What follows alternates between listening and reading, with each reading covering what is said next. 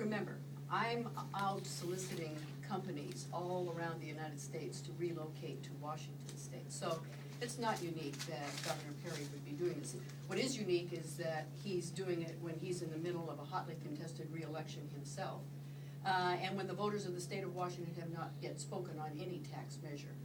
He cites some examples of competitiveness for Texas. I can readily compare notes. In fact, Forbes has us as one of the top 5 in the country, and Texas isn't there. When he talks about Meredith Whitney talking about Texas having a foundation that's firm economically, we're ranked as number 3 in the country for that. So the uniqueness of why I'm here at New Bay today is because Washington State has a reputation, having just been to China, as being one of the most innovative states in the country, with a workforce that's highly skilled and producing products that are of high quality. Now, I'll compare notes any day of the week to Mr. Perry on that front. You've come out in support of the tax measure. If it passes, do you believe that Washington is more vulnerable for more governors to come here and make the solicitation? That those solicitations may actually hold weight. You know, I have to tell you, in all the companies that I have recruited to come to Washington State, they've never brought the subject of an income tax or taxation up to me at all. It's not been an issue of conversation. I'm not a fan of an income tax, but I will tell you, I know the reason why Washington State's so attractive for companies like New Bay and others is because of our skilled workforce.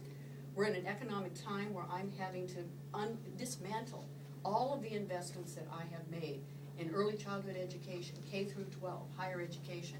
So along comes this innovative idea of how we could support ourselves through this tough economic time.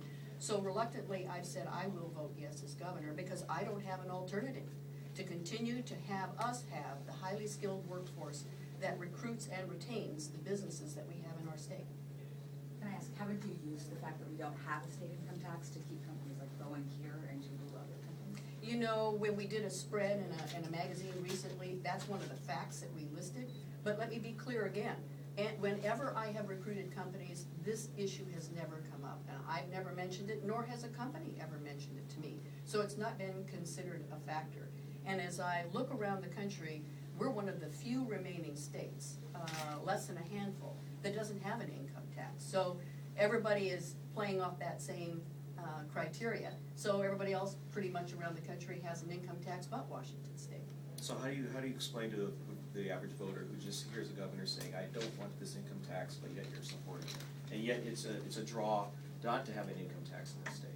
Oh, I can only share with the voters. I'm not promoting anything to voters. I think they ought to read the voters' pamphlet and make up their own minds. I'm telling, in answer to the question why I've decided to vote yes. And that is, in my opinion, the worst thing for Washington State is to stop investing in education. We've got to make sure our kids are ready to learn by the time they hit kindergarten. We've got to make sure that we are as competitive as anybody in this country when it comes to K through 12, and that every one of our students gets an open door invitation to attend higher education that's affordable to them. If I'm going to get through this recession, I need some way to fund education. I don't have an alternative, and if someone has an alternative, I welcome any new ideas. So here comes a very innovative idea by Bill Gates Sr. And so out of absolute necessity, I say, for the workforce of tomorrow, for the future for our children, for companies like New Bay, we need to provide a skilled workforce.